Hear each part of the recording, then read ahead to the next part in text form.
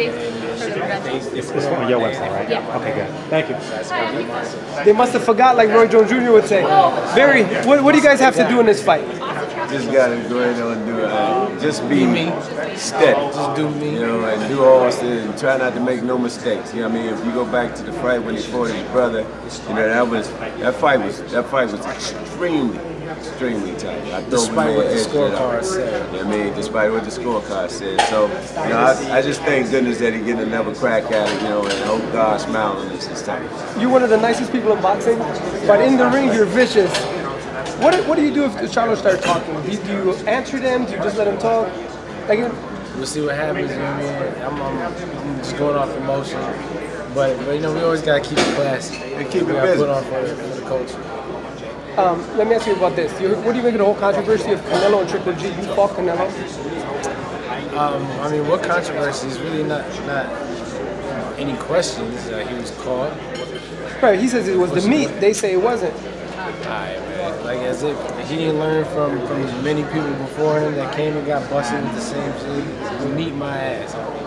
I'm sorry. I've been known he's been on that joint. Something. You don't grow like that after 24, 25. Let me ask you this: being that you fought him early in his career, do you think would you lean on the side that maybe he started before he was caught, or? We were just talking about that. The reason why I believe he was on it when we fought is because of all the runaround they gave when I requested for a drug test.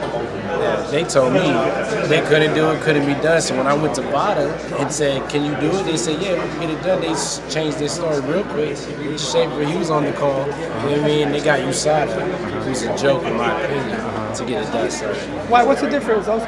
What's the difference? Well, one's in Golden Boy's pocket, the other's not. That's probably the biggest difference, I think.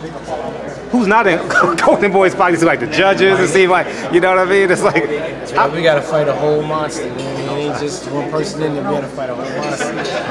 Let me ask both you guys. What does Charlo do good? What can you take advantage of? He's a good fighter. He's going to take advantage of the fact that I'm smarter than him. Yeah, I think that both brothers are good. And I think they have a chance to do something special. They keep it busy, stay focused, don't get caught up in the garbage. I think they're going to be all right. But on the flip side of that, of course, I don't think nobody's invincible, and there are some things that we can exploit, you know, and come fight time, that's a slam. We'll see what we exploit. I remember you went to Mexico, you were supposed to be Canelo's brother. You were in Camel Margarito, and you did it. And then you got the Canelo fight, and a lot of people thought you pulled it off. I'm about to pull it off again, though. But I need the judges to think that I pulled it off. Yeah, you know what the people say don't matter. Don't matter. The judges got to be Okay, if you take care of business, what would you want next?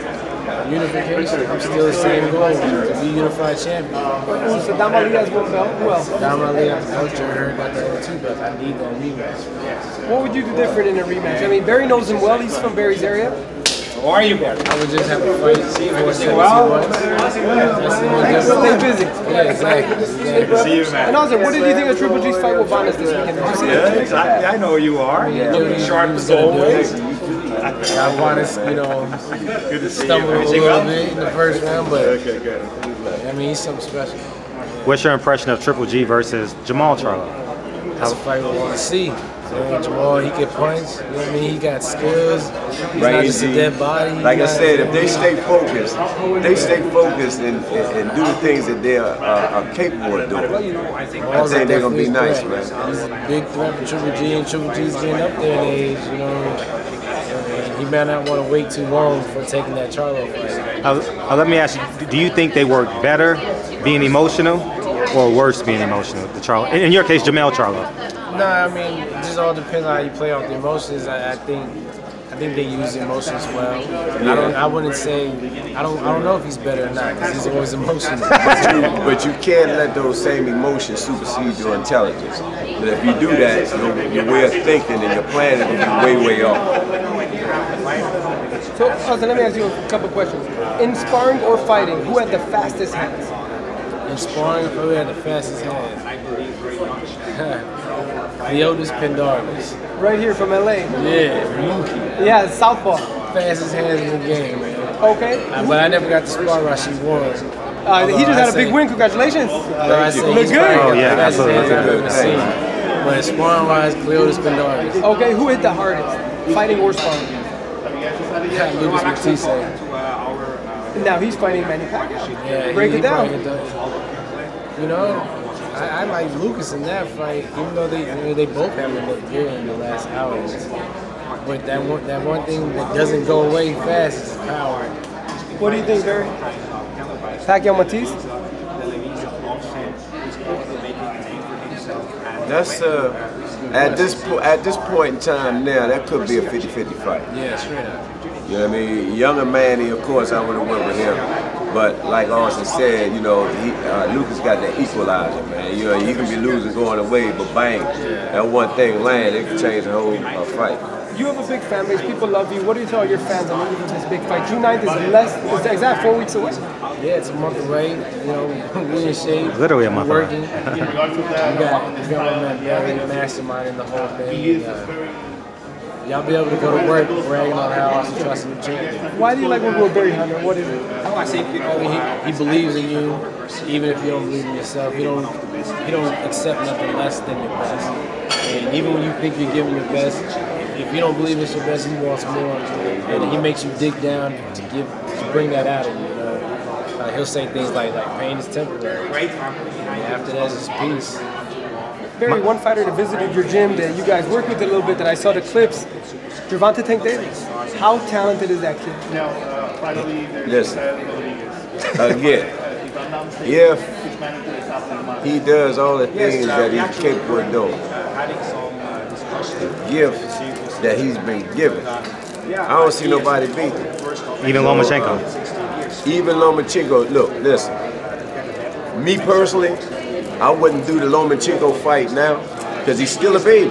When you think about it, 21, 22? Yeah, he's a kid. You know what I mean? And with a lot of room to grow. Now, love Lomachenko, coached against him in the amateurs, he's a phenomenal fighter, but I think he is as good as he's going to be. But Gervonta Davis is still growing. You know what I mean? He's only getting better. So, you know, what's new with the brothers that train with you? Anthony Peterson, Lamont Peterson? Hopefully, we'll be back in the ring in August. Both? With Anthony first and then Lamont will soon follow after that. Have you sparred him yet? Nah, that's fine. They're good people, man. They bring it. Who do you want to see him fight, though? Barry, you have so many options. Anthony? Anybody. He's been around a long time. And 30-some-odd fights, 20-some-odd knockouts. No, I'm not going to be choosing. You know we don't discriminate, so whomever. Anybody can get it. Anybody can they get can, it. Man. Okay, last one. Lomachenko Linares this weekend. I'm a Lomachenko. I'm hoping for Linares to get that. Very, very versatile fighter, very talented fighter. He's not one-dimensional. Linares has grown over the years also. He's a very talented guy also. But if you look at skill for skill, it favors Lomachenko. Now, we're a couple... Don't count Linares out, though. We're a couple months away. You've had a chance to debrief on Earl Spence. How good is Earl Spence, and compare him to the other guys at 147, i.e. Keith Thurman, Danny Garcia, Sean Porter? That's my guy, you know, and there's no secret. You know, I worked with him in the amateurs. I had the pleasure of working with him in the amateurs when we were on the national team, and Earl's family. Again, he is one of those young guys that, you know, can take this game on. If not sidetracked, stay focused, stay on the grind, I think he's going to be one for the books, too. Also, John Jones, great dude, good boxing skills. How would he do if he became a boxer, pro boxer? Man, he about to take baby steps. I don't know. You never seen him in the gym? You never talked to him? Oh, John Jones, New Mexico. He got skills. Yeah, he can fight. But he's got a whole arsenal. You know, we've seen John just punch. He kicks the hell out you, too. So, I mean, limiting him to just punching is hard to say. Okay. How would you do as an MMA fighter? Can you wrestle? Nah. That's why can you choke people out? Yeah, I can choke people out. Hey, Austin. I'm going to stick to my safe sport of boxing. Let's just put it like that. I'm not crazy enough to do that. What's missing in Austin Trout's career when you in your quiet moments? What do you say? There's something I want. Like, just in terms of being a Hall of Famer, in terms of what you desire now? And oh, this is two-time world championship. Two-time world You know what I mean? Multiple-time world champion. I never had the machine behind me to give Austin Trout that push, so to speak, you know, until I got with Al Heyman. As you guys know, before I was off TV, grinding, trying to make my name, and you know, trying to fight for respect in the sport, and I'm still here trying to fight for respect in this game. So, two-time world champion, I think they'll put some respect on my name. Speak about Al Heyman. You mentioned that he changed your career. Before you wasn't on TV, now you're on TV. Can you elaborate more on the business side of Al Heyman? Well, you know, before I got with Al, like I said, I was off TV, fighting world championships that was not in American TV. And I got with Al. For no money. He put me on, got me paid, let me be seen, and he just took it to that next level. And now you have a career after boxing as well now. Yeah, exactly. Already starting while you're fighting, right? Yeah, so now, you know, now I got with Al, he put me to that next level, and now I'm just trying to get to that upper echelon. Mm-hmm. Barry, you have a Triple G in your gym, Genghis Khan. Tell us about it. That kid's a beast. You know who he is? Genghis. Yeah, Genghis. He was on the national team, Kazakhstan. And the crazy part about we were just talking about him recently. This cat got to New York, slept in the park for a little bit. Wow. Got to somebody he knew at a job, couldn't speak English at all. Found his way to Maryland. And then it ended up popping in the gym one day. No now English. He speaks English just as good as anybody here. Talk a lot of time, and he can fight. He's a young kid, he got a shot too. So. How hard does he hit? He can crack. You know, and the crazy part is funny because true story. So my son was in a Golden Glove tournament, and he won his fight. Chase was knocking everybody out. They brought the tape to the gym, and they said that he was a beginner. No way, no how. So after we did our digging, he didn't know no open class, novice class, and none of that stuff. Coming home, he was on the national team for Kazakhstan. You know, so, yeah, he can run. He can roll. It's the second or first most popular sport in that country. Yeah, he can go. He can go. He can we saw Triple G in the amateurs in Colorado Springs, I believe at the Olympic Training Center. We trained with them 2 weeks. We fought them in Mississippi, 2 weeks. You fought Canelo. If you had to fight Triple G, how do you fight him?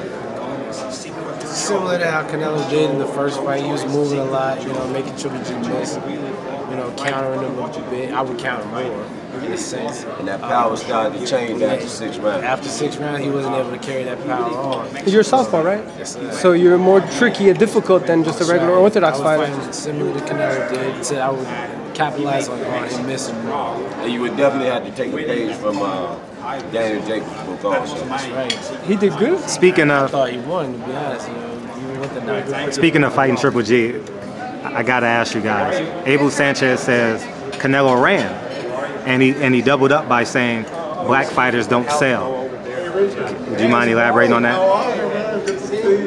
I'm gonna plead the fifth. I ain't got nothing else to say, so I ain't gonna say it all. That's what my mama always told me. You ain't gonna say nothing good. I know you from Chocolate City, man. So I mean, I gotta ask. Okay, you do a lot of skateboarding. Have you ever fallen off? Oh yeah, that's part of the skateboarding. Yeah, but the skateboarders I know break bones, legs. But see, I don't go crazy like that. I just go. You know what I mean? I saw you jogging with your dog, and the dog's leading the pack. See, that's it. That's about as crazy as I get. How would Barry Hunter do on a skateboard? Going back to that question, I will say this though. It was stern, huh? No, yeah, because I'm thinking, and if you remember correctly, when people can't cut the ring on or can't outbox you, why is it that it's always running? Every time. The name of the sport is boxing. Hit and don't get hit. That's it. Don't even let a net touch your face if you can help it. Skateboard, I can ride the hoverboard. You can do it. Hey, Mike Tyson had trouble with it. No, man, I've never been down on it. Speaking of Mike Tyson, we got to talk about the heavyweights. First, let me ask you, how real do you think the $50 million were? Offer. The $50 million offer was to Wilder to Joshua. Do you think it was legitimate? I can see it. I mean, I don't think you could have put it out there like that if it wasn't real. And boxing normally goes as the heavyweight division goes. This was another conversation we had the other day. People talk about Wilder, style ugly, unorthodox, or whatever. I say to him, keep doing what you're doing because you're doing it well and you're winning with it. All that matters at the end of the day are the results, and he getting some good ones. Yeah. Stay on your grind. I'll be out there next week, man. Can I hit the mitts with you? I'll be out. All right, I'm definitely coming to your gym just to get some interviews for sure. I'll be a fly on the wall. All right, message to Charlo if he's watching. Well, he's probably gonna hear him. He just walked right by him. Just tell him. You coming? I mean, we know ain't nobody sleeping on me except for the media, except for maybe Showtime. But that's normally, it seems like his normal for your career, to overlook you and then you win and win. It's all right. They can keep overlooking me. But I'm quietly over here working, chipping away at the masterpiece that's within right now. Okay. All right, there you have it. Austin, where can people follow you if they're watching this video? And no doubt, Trout across the board, Instagram, Facebook, Twitter, all that. Are you a social media coach? Nope. He got mine. I'm off the grid. Thank you so much, Thank you, gentlemen. Austin. Appreciate you, King.